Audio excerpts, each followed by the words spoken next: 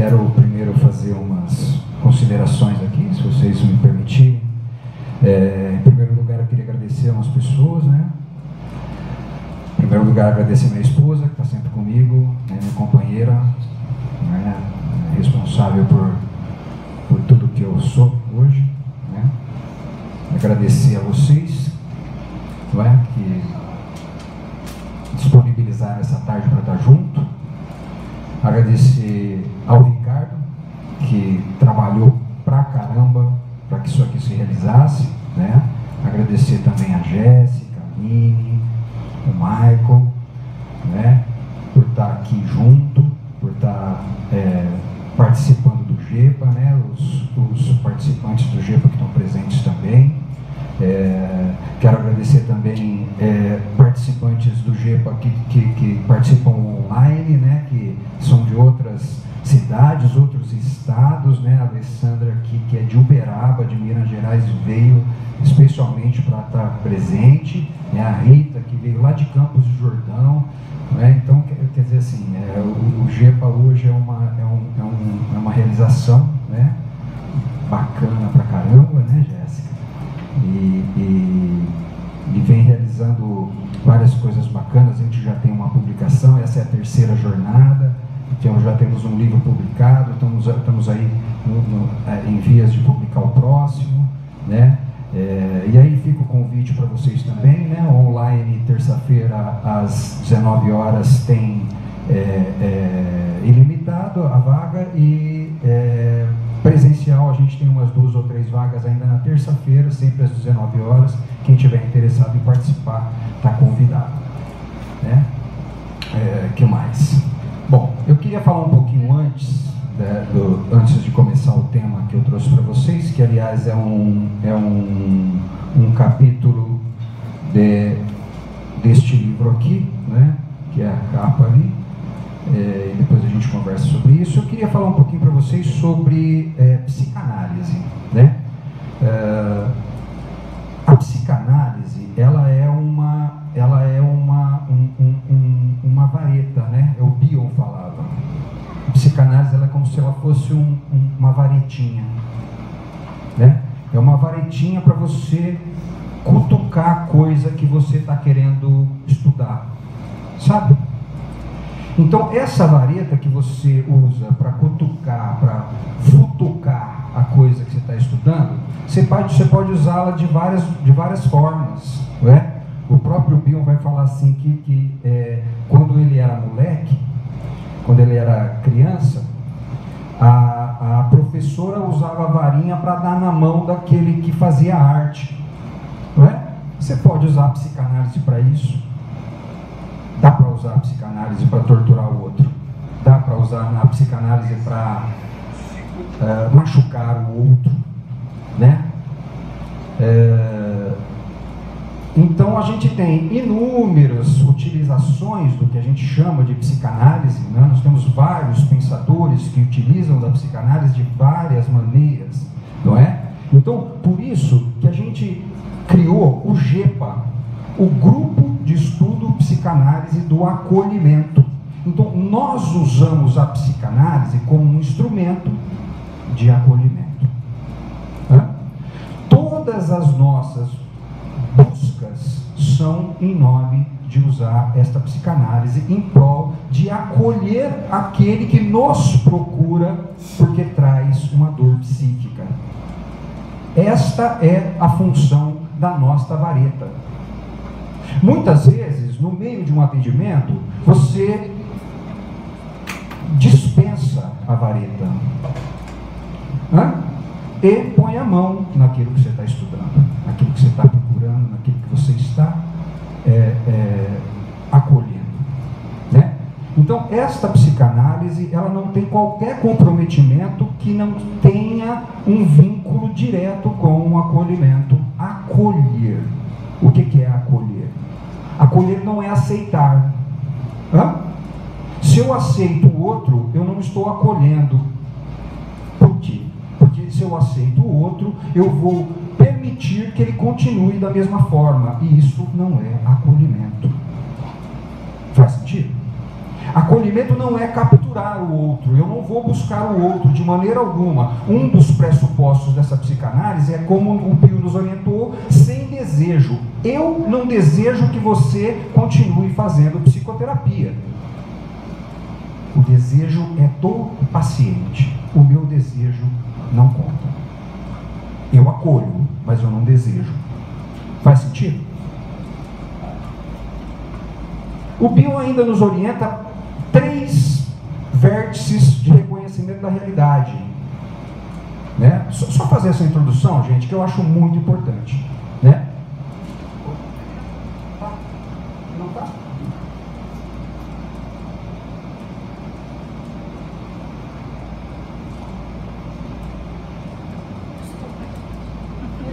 Tudo bem também. Tudo bem, não tem problema. Não tem problema.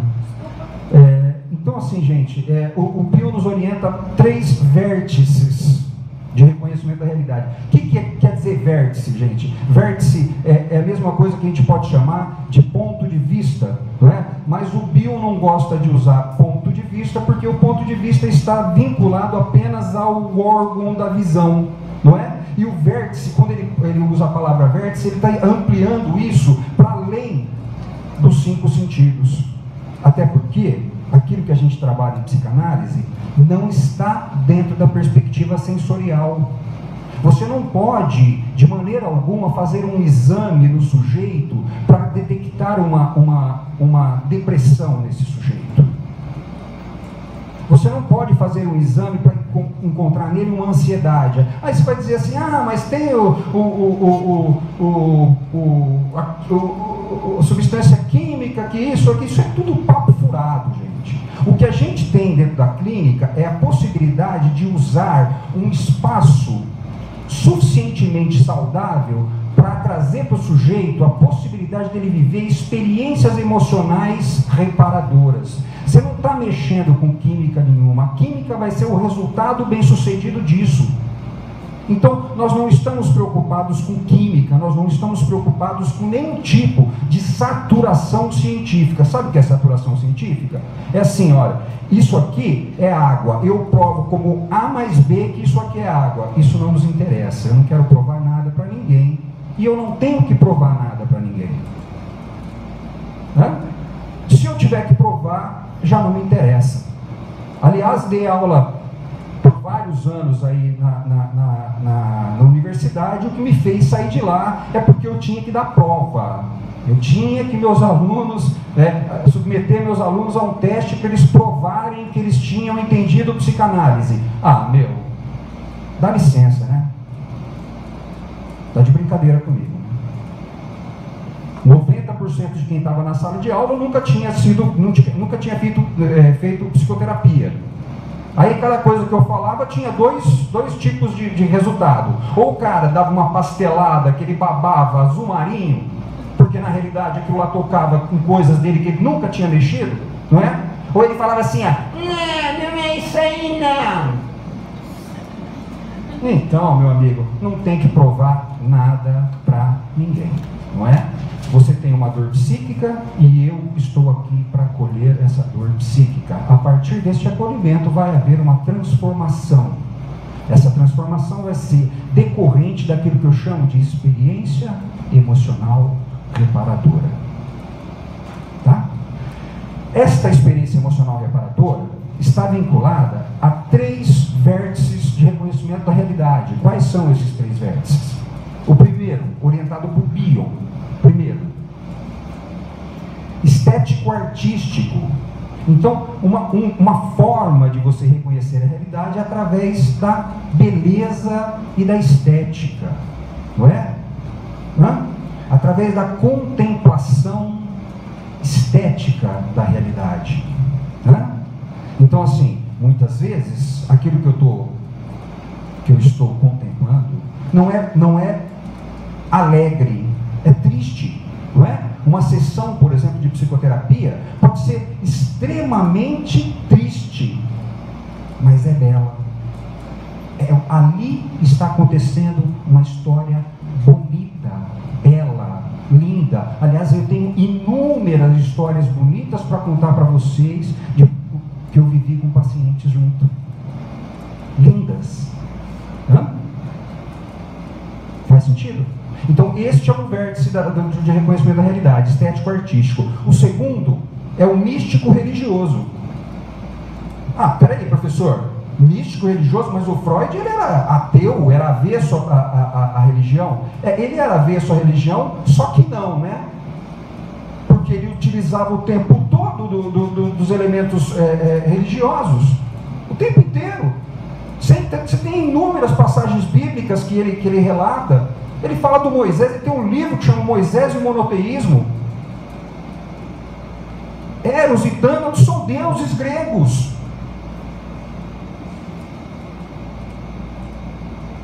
Então, este é um segundo vértice de reconhecimento da realidade, místico-religioso. Me utilizo sem escrúpulos das formulações religiosas dentro da minha prática psicanalítica. Se alguém de vocês já leram algum livro meu, não é? Sabem muito bem do que eu estou falando. Então, segundo vértice místico-religioso. Terceiro, científico-filosófico. Mas que ciência e que filosofia? Eu vou trazer duas como exemplo para vocês. Tem vários, mas vou trazer duas. Filosófico, Schopenhauer. Schopenhauer, segundo o próprio Freud, o maior filósofo que contribuiu para a psicanálise. Tá? Ele vai trazer a vontade como representação da realidade. O que é a vontade? Se cada um fosse capaz de respeitar a sua própria vontade e a vontade do outro, a gente viveria em harmonia. Não é? Não somos capazes. É impossível. Não é? Qual é a ciência que nos interessa? A ciência que nos interessa é, por exemplo, a física quântica. A física quântica é a ciência mais evoluída dentro da nossa contemporaneidade. E ela nos traz, através de um pensador chamado Werner Heisenberg, que desenvolveu em 1920 o princípio da incerteza. Sabe o que é o princípio da incerteza? Dentro da física quântica, o princípio da incerteza é fundamental. O princípio da incerteza diz assim: todas as vezes que você estiver medindo alguma coisa, você precisa levar em conta o princípio da incerteza. Então, meu amigo, me desculpe, se você está buscando saturação científica, se você está buscando precisão científica, você está imbuído numa grande fantasia, não é? Que não vai te levar a lugar nenhum, muito menos dentro da psicanálise. Eu vou explicar um pouquinho para vocês o que é o princípio da incerteza, para não ficar nebuloso. Depois vocês procuram no Google, que é muito fácil de encontrar. É assim: o princípio da incerteza funciona da seguinte forma: quando você tem uma partícula muito pequena, um corpúsculo muito diminuto, que seria o corpúsculo quântico, não é? Como você vai medir esse corpúsculo? A única forma de você medir é jogando um facho de luz, não é? Como é que você vai medir alguma coisa se aquilo não está iluminado? Tem jeito? Não, não tem jeito. Concordam comigo? Então, quando você joga esse facho de luz, o que você está jogando ali são partículas de fóton. A luz se propaga através de partículas de fóton. Quando você incide partículas de fóton nesse corpúsculo, sabe o que acontece? Você altera o corpúsculo. Você não tem como medir o tamanho dele, você não tem como medir o deslocamento dele, não tem como medir porcaria alguma. Então, a precisão é mentirosa. Então, por que eu estou dizendo isso daí? Eu estou apenas esclarecendo o que é que nós estamos chamando aqui de psicanálise. Estou apenas esclarecendo qual é a nossa vareta. Faz sentido, gente? Então, vamos lá. O que é que eu estou trazendo para vocês aqui enquanto movimento espiral no desenvolvimento mental? Isso aqui tem como provar cientificamente? Não, não tem. Nessa ciência clássica, não. Mas você pode observar e viver isso quantas vezes quiser, se você for um dedicado psicanalista acolhedor.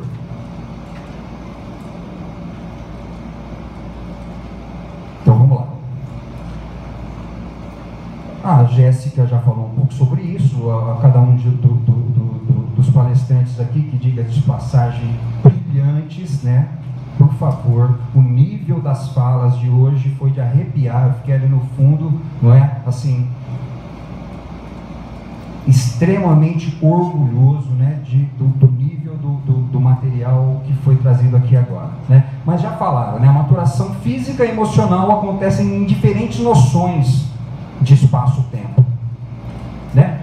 O corpo, né, tem a possibilidade de se decodificar através dos órgãos dos sentidos, não é isso?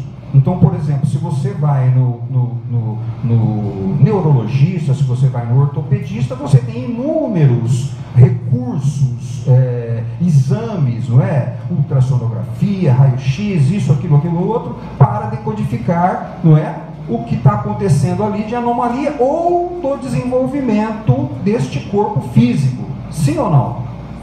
Com a mente não dá para fazer isso. Você não tem como achar um exame que vai trazer para você um transtorno emocional. Não existe esse tipo de exame. Ainda não, né? Talvez quando os seres humanos forem mais acolhedores, talvez a gente consiga alguma coisa mais próxima disso. Mas não existe. Então, esta dimensão não é sensorial. O que nós trabalhamos não está dentro da perspectiva sensorial.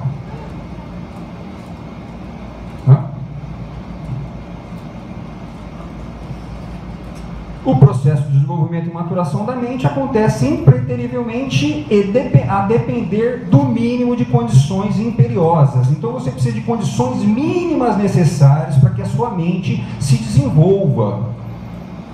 Se você não tiver essas condições mínimas necessárias, vocês viram aí nas outras falas, vão ocorrer fixações em fases do desenvolvimento lá atrás, não é? E o sujeito vai desenvolver a maior parte da sua na melhor das hipóteses, a maior parte da sua personalidade, e pedaços dessa personalidade, partes dessa personalidade vão ficar lá atrás imaturas, não é?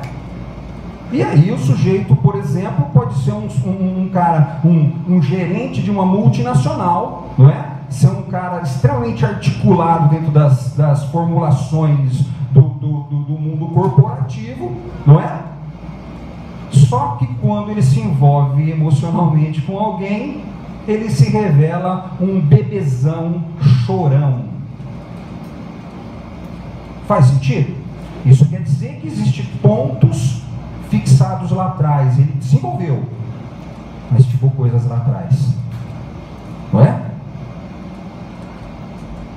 Aí ele vai se envolver com uma namorada, ele começa a entrar em contato com isso, não é? E aí ele vira um bebezão chorão. Ele regrediu? Não, ele não regrediu. Ele voltou naquele ponto que na verdade nunca desenvolveu.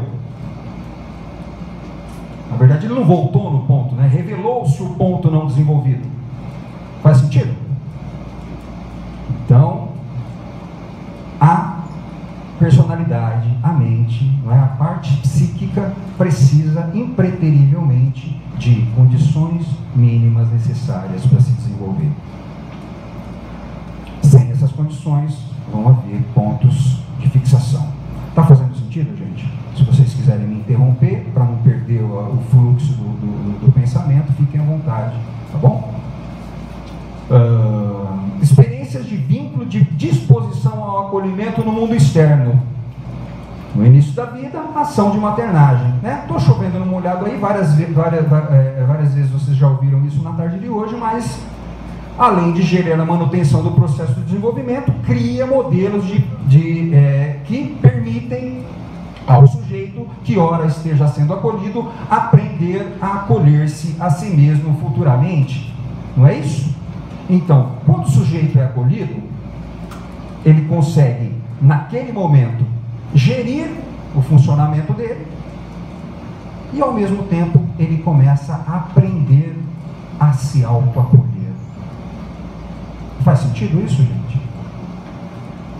A partir deste autoacolhimento, ele desenvolve uma terceira etapa, né? Foi acolhido, aprendeu a acolher-se a si mesmo, e agora ele é capaz de desenvolver uma terceira etapa. Qual é a terceira etapa? Acolher ao outro. Sem essas 3 etapas, impossível. Eu não acredito.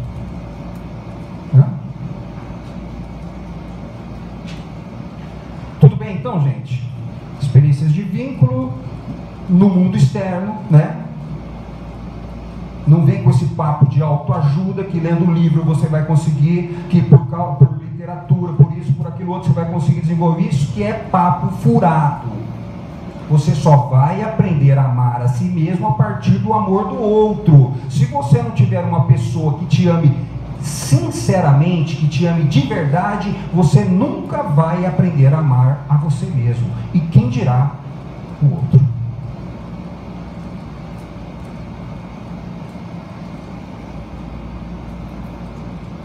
Vamos lá.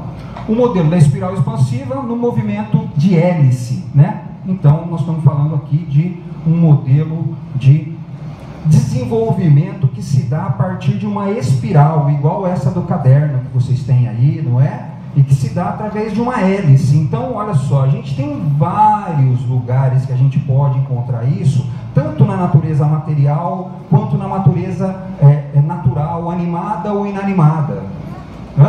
Então, olha lá.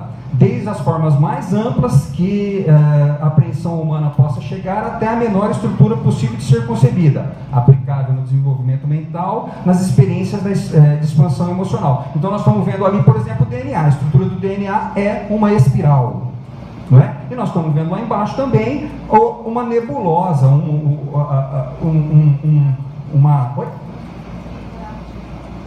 Não, aquilo ali é um sistema planetário, não é? Um sistema planetário se dá através de uma espiral, não é? O sistema planetário para a gente é muito sugestivo, por quê? Porque aquilo que você está vendo ali parece uma massa de pizza, não é? Mas aquilo se formou através de várias etapas que foram crescentes dentro de uma espiral, até chegar aquilo que você está vendo. E vai continuar ampliando essa espiral, não é? Então, tem mais essa, né? A espiral, essa da qual nós estamos falando agora, é possível ser conhecida em uma das suas etapas. As que já passaram, não dá para saber mais, e as que vão vir, muito menos. Então, olha lá, ó, só para a gente ver, né? Por exemplo, lá, ó, as nuvens vistas de cima, né? Também é uma espiral. Olha aqui, ó, a pinha é uma espiral. O abacaxi, cada partezinha é formada como uma espiral. Lá é o Nautilus, né? Que é um caracol, é uma espiral, né? O que mais? O chifre do bode ali, do cervo, né? Sei lá que bicho que é aquele lá. O rabo do cavalo marinho, né? Ali é o brotinho da samambaia, né? A onda do mar, percebe? São várias manifestações da espiral na natureza física e também da natureza inanimada.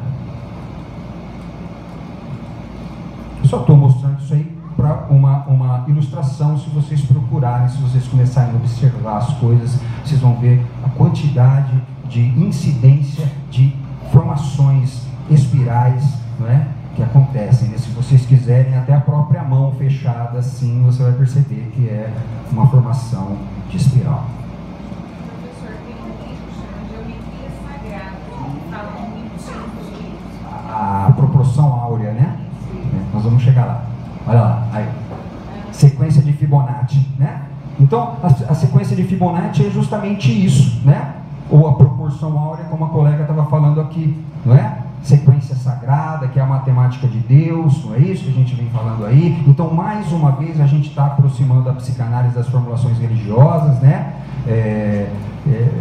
E nós estamos aí. Então, olha só, o que é a sequência de Fibonacci, né? Ele vai dizer assim, olha, que as formações vão acontecer dentro desta matemática, né?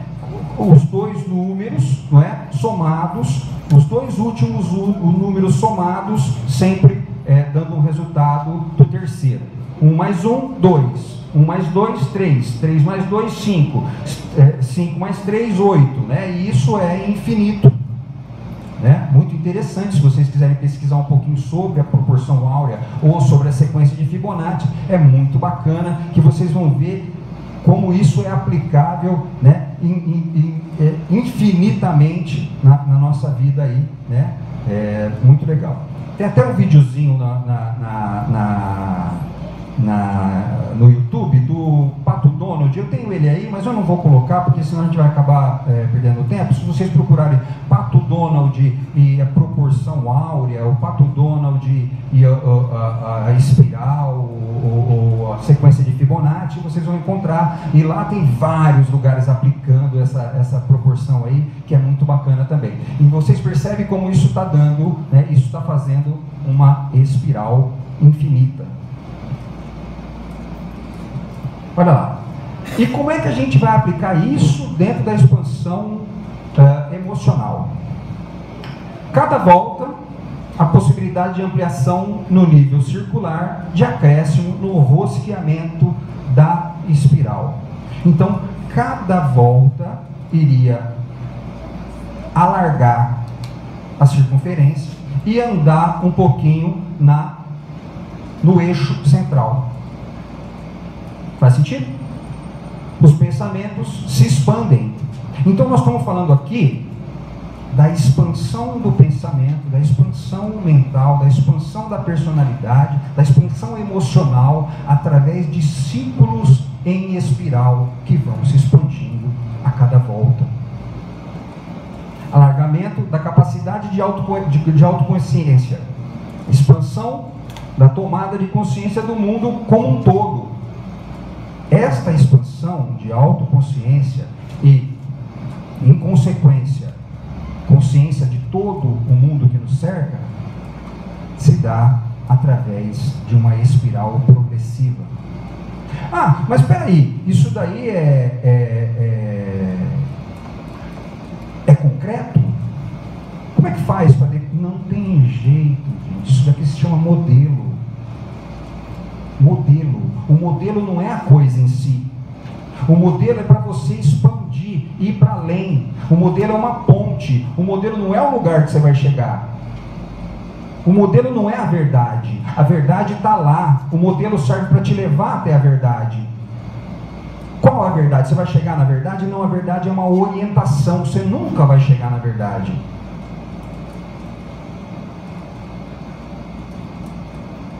Eu estou propondo um modelo. É a mesma coisa de você querer procurar o superego num exame de ultrassonografia. Está louco, cara? Não existe isso. Superego não existe. Superego é uma alegoria. Superego é um modelo que você pode dizer assim para mim: ah, isso aí não existe para mim, isso aí é uma besteira. Tá bom, cara, para você é uma besteira. Beijinho, não me liga. Hã? O Bion é claro, ele diz assim: olha, para que você possa trabalhar com essa psicanálise, você precisa de uma coisa chamada ato de fé. Sabe o que é fé? Você sabe o que é fé? Fé não dá para explicar. Se desse para explicar, você não precisava de fé. Ou você tem, ou você não tem, cara. Se você não tiver, você procura outra coisa. Tem outras coisas. Aqui precisa de fé. É por isso que está dentro da perspectiva mística religiosa.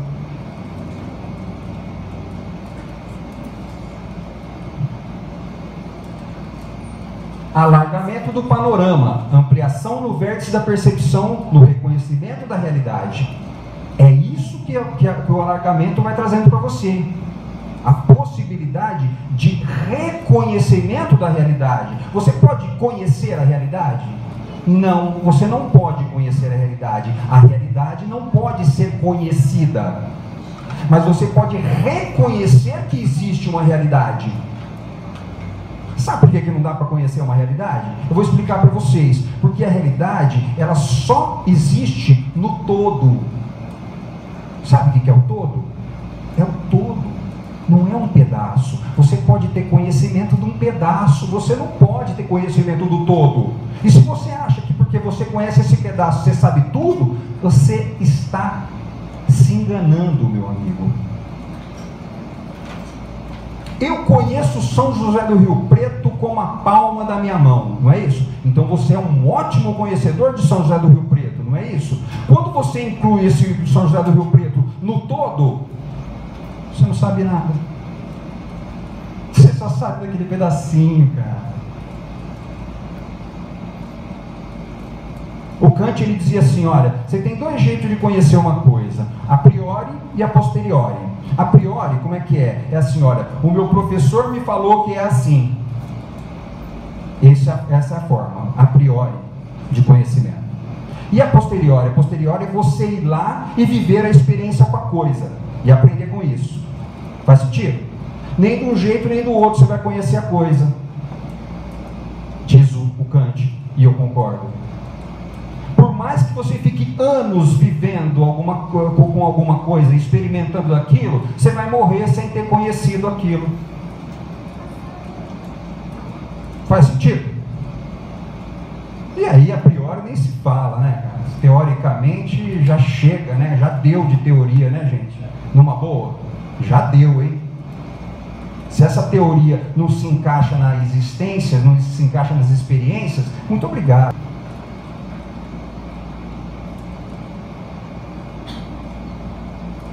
Consequentemente, ampliação no acordo com a mesma.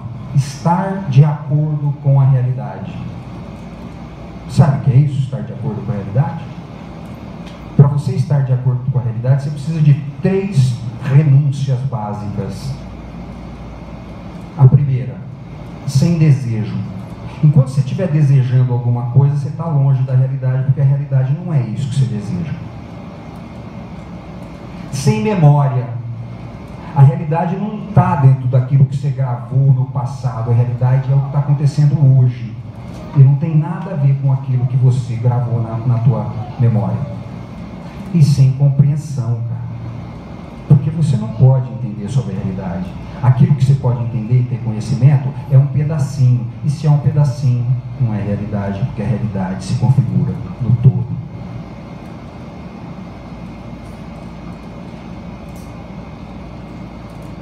Espiral ascendente e expansiva, né? Nós estamos falando aí de uma espiral que não está em pé, ela está deitada. Eu vou explicar melhor para vocês porque que eu coloquei essa ideia de espiral deitada. Maior abertura no plano horizontal, não é? Assim, quer dizer, o eixo vai ampliando, e também no vertical, porque as voltas vão se alargando. Nunca se retorna ao mesmo nível. E esta é uma particularidade da espiral. Não volta. Por que não volta? Porque a gente está falando de maturidade emocional. Se você amadureceu, você não desamadurece. Faz sentido? Só vai para frente. Uma vez amadurecido, não volta. Faz sentido? Vamos lá. Só que o que acontece? Muitas vezes pode ser que, né? Vamos supor aí, vamos aplicar essa espiral aí no teu atendimento do teu paciente. Pô, gente, ó, eu não sei o horário aí, se passar, me orienta aí que eu breco aí, depois a gente acaba o bate-papo. Entendi. Dá pra ir? Então vamos lá. Olha lá. Ah, mas, cara, meu paciente parece que ele fica rodando em falso, sabe? Eu tô com ele faz 10 anos e parece que ele tá com o mesmo papo, ele fala a mesma coisa, ele faz as mesmas coisas, né? Como o Michael falou, ele larga na namorada, mas ele usa o mesmo modelo de relacionamento com a nova namorada e acontece tudo igual. Não é isso? Então dá a impressão de que ele está rodando em falso na volta, ele não está crescendo, não é isso? Não existe isso. Na realidade, cada um tem seu tempo. Cada um tem um tempo de amadurecimento. E talvez você não esteja sendo tolerante o suficiente para reconhecer que o seu paciente está, sim, evoluindo. Mas não no tempo que você deseja. Até porque você não deveria nem estar desejando. E aí o Freud coloca lá: lentidão com que se realizam as mudanças profundas na mente, em última instância, fora de dúvida, a temporalidade do nosso processo inconsciente. Então, o desenvolvimento dos processos inconscientes não tem nada a ver com aquilo que você pode ter consciência. Nada. Sabe o que é nada? É nada. Então, muitas vezes o paciente chega e fala assim: nossa, essa semana eu não fiz nada. Eu fiquei deitado na cama, desanimado, não é? Não consegui fazer nada. Você não fez nada no plano material. Você não fez nada que você pudesse ter conhecimento. Mas você não faz ideia das coisas que você fez internamente. Sabe por que eu posso afirmar isso? Porque ele foi na análise. Só por isso. Só por isso. Porque ele foi. Ele foi e trouxe o material para ser pensado. Faz sentido, gente? Então, este é o tempo inconsciente, que nada tem a ver com a tua expectativa. E aí o Winnicott nos ajuda também dizendo o quê? Aquilo que passamos a poder fazer é cooperar com o paciente no segmento de um processo este que em cada paciente possui seu próprio ritmo e caminho no seu próprio rumo. Todos os aspectos importantes desse processo originam-se no paciente e não em nós enquanto analistas. Faz sentido, gente? Então, só lembrando, o Winnicott traz a contribuição de que o setting terapêutico, não é? O lugar de análise, a dupla analítica é, antes de tudo, um ambiente. E ambiente não deseja, ambiente não tem expectativa, ambiente não se lembra de nada. Ambiente não está querendo entender nada. Ambiente não sabe. Se existe alguém que sabe de alguma coisa dentro da dupla analítica, é o paciente. Você precisa colocar naquela posição que o Bill chama de capacidade negativa. Sabe o que é isso? É tolerar a sua ignorância quanto àquilo que está acontecendo com o seu paciente. Somos grandes ignorantes. Essa é a realidade. Só que existe dois tipos de ignorante. Tem o ignorante que é consciente da sua ignorância, e aí cada sessão ele pode aprender, tanto quanto o paciente, e o ignorante que ignora a sua própria ignorância e acha que sabe. Esse é o estúpido. Esse é o estúpido que não consegue fazer nada, nem por ele, nem muito menos pelo paciente, porque ele acha que ele sabe. Porque ele leu o CID inteiro, porque ele leu o DSM inteiro, porque ele leu a coleção do Freud inteira, ele acha que ele sabe, cara. Ele sabe, mas ele não é. Saber não garante o ser. Saber psicanálise não garante que você seja um psicanalista. Ser psicanálise, ser acolhedor é uma coisa. Saber o que é acolhimento é outra. Faz sentido, gente?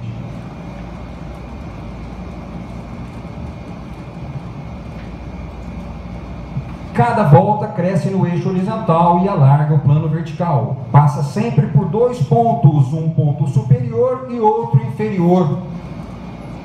Esta é a ideia, por isso a espiral está deitada. Porque existe um ponto lá em cima e outro lá embaixo. Existem características do ponto lá em cima e características do ponto aqui embaixo. E aí a Aline preparou o terreno quando ela coloca a teoria kleiniana das posições. Posição esquizoparanoide e posição depressiva. Lá em cima, as características são essencialmente esquizoparanoides. Quando o sujeito está lá em cima, ele está para cima, não é? Ele está se achando, não é isso? Ele está extremamente sociável, não é? Ele consegue articular com o outro, ele tem uma vida social muito bem articulada, não é? Ele divide as coisas com muita facilidade em bom e ruim, ele sabe muito bem o que é bom, o que é ruim, não é isso? Aquilo ali eu vou comprar porque é bom, aquilo lá é ruim, não é? Isso é esquizoparanoide. A vida social é esquizoparanoide, não é? Tem pessoas que são boas, tem pessoas que são ruins dentro da vida social, não é? Você elege isso. Esse cara eu gosto, aquele cara eu não gosto, não é? É o bandido que matou, é o herói que defendeu as crianças no colégio, não é isso aí? Se dane as circunstâncias que fez o sujeito matar e o que fez o outro defender. Dane-se. O que serve para mim é eleger o que é bom e o que é ruim. Pouco importa, eu não estou nem aí. Não é? Bandido tem que ser preso e herói tem que ser colocado no pedestal. O resto não me importa. Não é isso? É assim que funciona o conhecimento. O conhecimento é esquizoparanoide, se divide, se fragmenta. Você fragmenta a coisa e aí você se acha o conhecedor daquele pedacinho e fala: ó, eu sou um especialista neste pedacinho. É mesmo? Parabéns. Então, quando nós estamos lá em cima, não é? Nós decidimos, decisão, não é isso? Sabe o que é decisão? É cortar a coisa, decisão. Tem vários caminhos, não é? Qual que eu escolho? Eu preciso decidir. Não é isso? Não existe vários caminhos. O caminho é um só.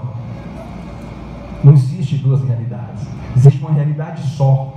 Ou você é capaz de estar de acordo com esta realidade, ou você tem várias escolhas, todas elas fantasiosas, ilusórias, uma pior que a outra, e você vai dar uma volta em falso e vai voltar no mesmo ponto para dessa vez talvez conseguir, né, tolerar este caminho que é um só. Né? Na formulação religiosa a gente tem isso daí, né? Nós não temos o livre-arbítrio. O que é o livre-arbítrio? É a escolha, não é? Deus te dá a escolha, não dá? Ele te dá a escolha para você cair os teus tombos, para você arrebentar a boca na latrina e acordar que é a vontade dele que vai ser feita, não é a tua.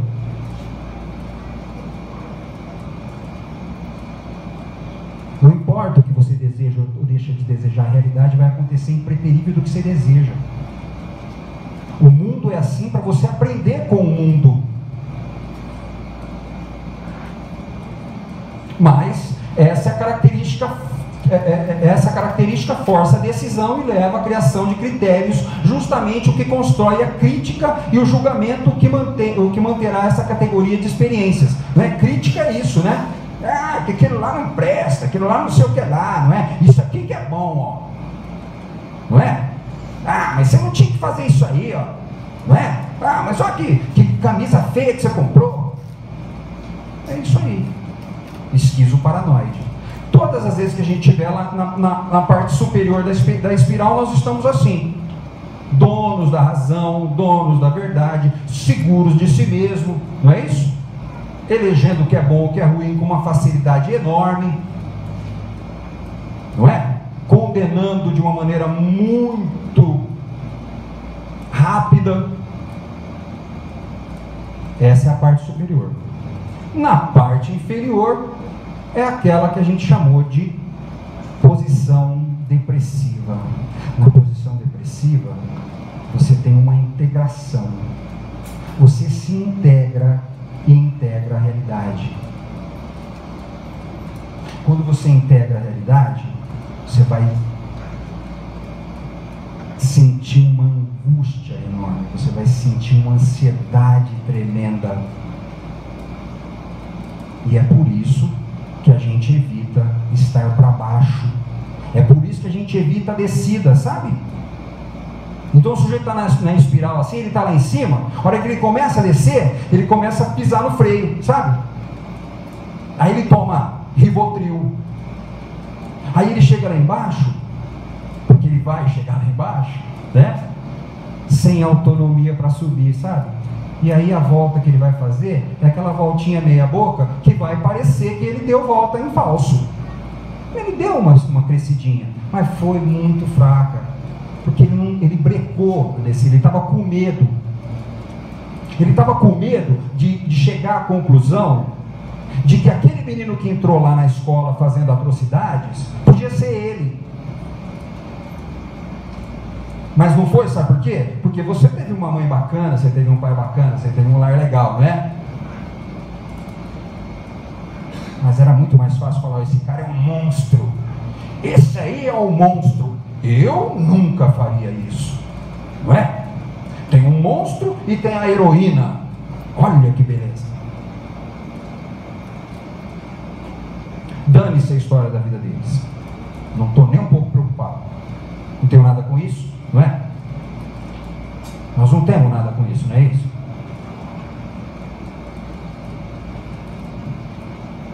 Só que aí o cara sente culpa.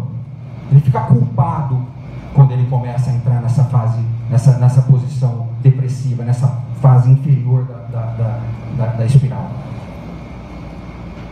Sente uma culpa aguda. E aí, ele pode, não é? Ele tem um caminho aí de transformar essa culpa em alguma coisa nobre. Olha lá. A culpa suscita a necessidade premente de reparar o objeto amado, danificado, de preservá-lo ou de revivê-lo, uma premência que aprofunda os sentimentos de amor e promove a relação de objeto. Mas não é sempre assim. Eu posso passar pela parte inferior, não dar lá muita bola, não é? E ir para a parte superior novamente, não é? E lá em cima voltar a eleger o bom e o ruim. Se eu consigo transformar, um pouco antes aí da ideia do Bill, se eu consigo transformar essa culpa em algo mais nobre, isso vai se transformar em responsabilização. Então, eu tolerei a ansiedade da culpa, fui capaz de reconhecer a realidade, e aí esta culpa se transforma em responsabilização. Aí eu começo a expandir um pouco mais a minha espiral. A parte de cima, a volta superior, a parte da volta superior, é a parte do saber. Lá em cima eu sei tudo. Eu sei tudo ou o outro sabe tudo, eu não sei nada, né? Esquizoparanoide é saber. Saber é ter, não é? Só para a gente lembrar. Saber é ter conhecimento de. Então, a parte superior é a parte do ter. Eu tenho conhecimento. Não é isso? A parte inferior é ser. O Bill vai chamar isso de O. O O da experiência é a realidade última. Aquilo que você está sendo, na realidade, não é aquilo que você é, aquilo que você está sendo, você não pode saber. Você vai saber depois que você não estiver sendo mais. Isso que está acontecendo agora, eu não tenho como saber. Daqui 5 minutos eu vou falar, olha, eu falei aquilo, eu fiz aquilo outro. Agora eu não tenho como saber. O tempo presente não pode ser conhecido. O que você conhece é aquilo que já passou. O que você tem conhecimento está na tua memória. E a memória é falha. A memória é seletiva. Você só lembra aquilo que você acha melhor lembrar. Porque aquilo que você não acha melhor lembrar, você esquece como um passo de mágicas. E é assim também o saber. Lá em Transformações, o Bill vai falar movimento perpétuo e sempre intercambiário entre transformação de K, que é knowledge, conhecimento, e em O, que é being, sendo. E do mesmo modo, de um para o outro. Então, aquilo que eu sei, eu preciso ser. Porque se eu não conseguir trazer o que eu tenho de conhecimento para aquilo que eu estou sendo, eu não tenho conhecimento algum. Então, cada palavra que eu profiro, cada ideia que eu prego, eu preciso estar sendo isso. Porque se eu não estiver sendo isso, isso aí o papagaio faz melhor. Percebe? Então eu tenho que trazer o K para o O. O conhecimento eu tenho que trazer para o ser, o estar sendo. E depois, num trabalho mais difícil ainda, trazer isto que eu estou sendo para o conhecimento e tentar passar isso para o outro, não é? Faz sentido, gente? Então essa é a espiral. Saber ser. O ser, quando você está sendo, é angustiante. O saber te traz poder. Aliás, o saber é uma grande defesa para a gente não ter que ser.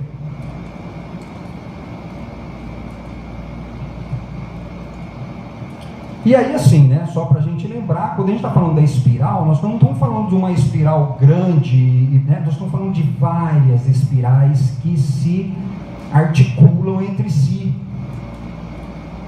Percebe? São várias espirais que vão constituindo uma grande espiral, que é a vida. Em vários aspectos da vida, em várias dimensões da nossa vida, não é? E algumas espirais podem ficar lá para trás, como a gente tinha falado, nos pontos de fixação. Inúmeras espirais dentro da própria espiral. Maturação emocional, aquele que voltou é porque nunca foi. A gente já falou isso daí, na espiral não volta. Se foi, foi. É maturação, né? Você já viu uma banana desamadurecer?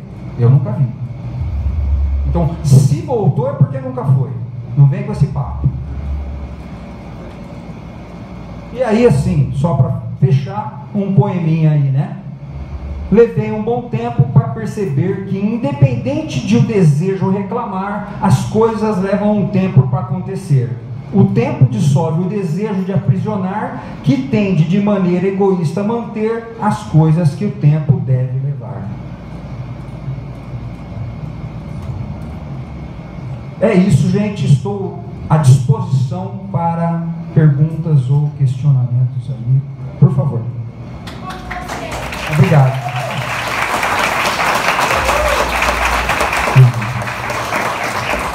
Obrigado, obrigado.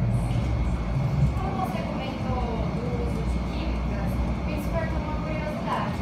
O que você diz da homeopatia e na proposta de modular o inconsciente? Eu não acredito nisso. Eu não acredito nisso. A consciência, ela é adquirida através de experiências emocionais bem-sucedidas. Eu não acredito nisso. Percebe? Então, assim, eu não estou aqui trazendo a verdade absoluta. Eu estou aqui trazendo aquilo que eu pude ter dentro das minhas experiências e tentando ilustrá-las com trechos de teorias psicanalíticas e expressões estético-artísticas e também as formulações religiosas. Percebe? Então, assim, eu não acredito que uma fórmula química possa trazer a expansão da consciência. Para mim isso se configura num absurdo.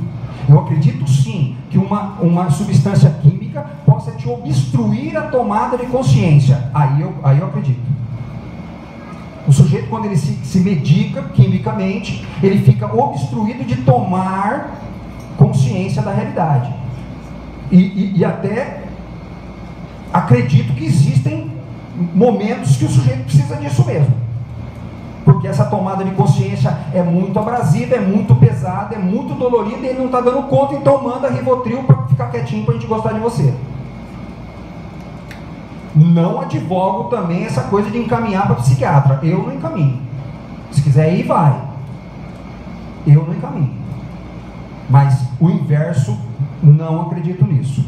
Me desculpe, linda, não estou tentando de maneira alguma aqui impor uma realidade. Pelo amor de Deus, estou aqui trazendo aquilo que eu pude ter junto com os meus pacientes, numa relação extremamente carinhosa e cheia de sinceridade, não é? Que é aquilo que eu tenho dentro da minha clínica, não é? E apoiado em inúmeras, assim, eu como teoria com farofa todo dia, né?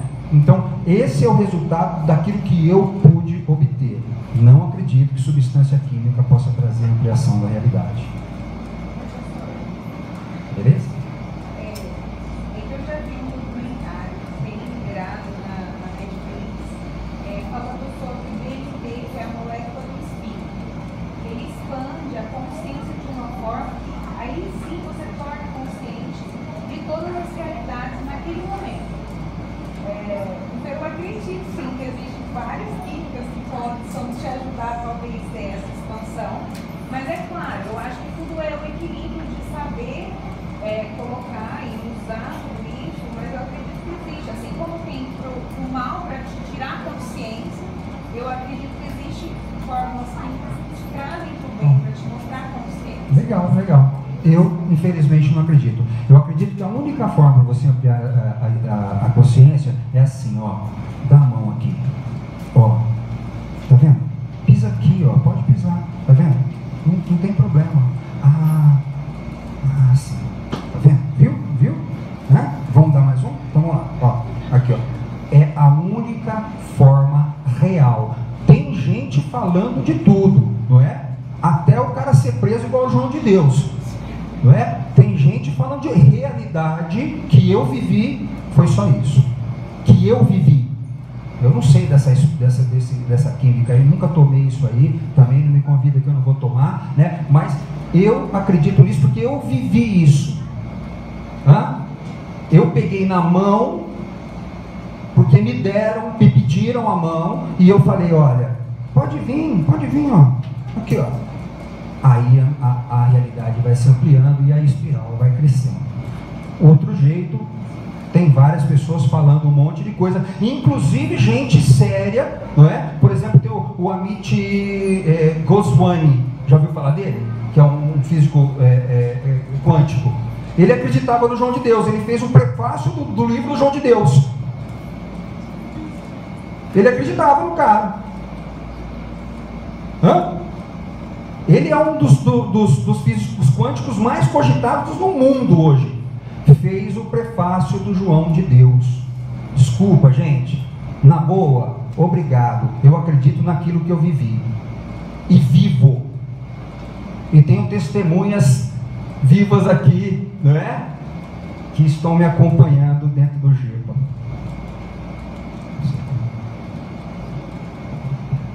Oi, boa tarde a todos.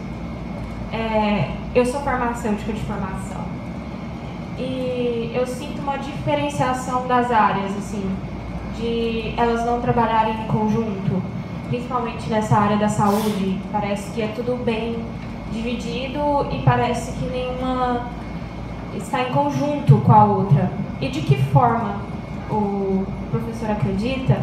Você falou também dessa questão de medicamento. Nós, quando estudamos, somos acreditados de outra maneira, de que só o medicamento pode resolver. Eu já, com a minha formação própria de pensamento, acredito que tudo, apesar do medicamento poder resolver aquele problema, mas o que causou aquele problema? Que distúrbio ocorreu aquilo? Eu acho que até uma pedra no rim foi alguma coisa que saiu do consciente. Eu acredito nisso, mesmo a minha formação sendo, vamos dizer que dessa área da saúde, a mais exata, e a parte de psicologia é humana, se dizer, de teoria. E eu tenho essa dúvida porque eu sinto porque eu não estou nessa parte de psicanálise, mas eu sinto de ver as pessoas próximas a mim, ou as que passam por mim, dessa dependência por medicamentos. Você deu o exemplo do Rivotril. Quem dera se fosse só o Rivotril, né? Clonazepam, diazepam, que é o Rivotril mesmo. Fluoxetina, Pazil, entre outros, vários. Muitas. Fora as pessoas que são consideradas hipocondríacas, que são viciadas em medicamentos, mas que não são de uso controlado. Um exemplo claro que a maioria é viciada é o tal do Nelsoro, né? Nelsoro, que é principalmente a nafazolina. Sim, que a pessoa faz aquilo lá, vai fazendo bem e a pessoa fica dependente daquilo. E eu tento convencer as pessoas assim, falo assim, precisa dessa medicação toda? Precisa de tudo isso? Talvez, pode ser, eu acredito que o medicamento em dose certa, sendo o psiquiatra certo, que não é o senhor, pelo que eu entendo, não acredita, pode assim ajudar a pessoa, mas não nessas doses exageradas, já indo para medicação pior, entende? Olha só, se eu passei uma impressão de que eu não acredito na psiquiatria, não é isso. A psiquiatria, eu acredito na psiquiatria aplicada em pacientes psiquiátricos. Existem 2 tipos de psiquiatria, assim como existem 2 tipos de cirurgião plástico, de médico que atua na plástica. Quais são esses 2? O primeiro é o sujeito que usa a psiquiatria para aplicação dentro de uma esfera patológica. O sujeito é doente mental. Ele realmente tem um dano na mente que necessita de administração medicamentosa, porque senão ele não consegue minimamente conviver com ninguém. Esse precisa. O problema é que 90% das pessoas que fazem uso de psicotrópicos não são dentro dessa 90%. 90%. Eles estão dentro de uma outra esfera, que é a psiquiatria estética. Sabe isso? Toma isso aqui para você ficar mais bonitinho, que você está fazendo um negócio que o pessoal não está gostando, né? Então, aquilo que você poderia ir lá, deitar no seu divã e tentar um mínimo de disponibilidade para conseguir tomar consciência, acabou. Você foi no postinho primeiro e você foi atendido por um sujeito que te deu uma sacolinha que tinha fluoxetina para você tomar de dia e diazepam para você tomar de noite, e o Rivotril se a coisa ficar muito feia. Top.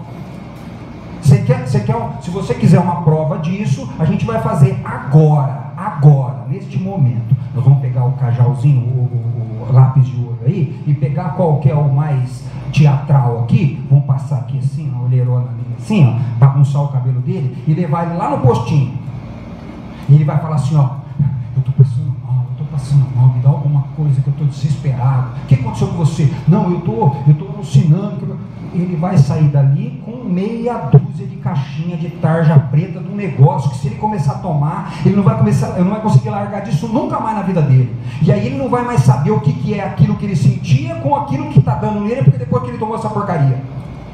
Então, esta psiquiatria eu tenho nojo, e que é 90%.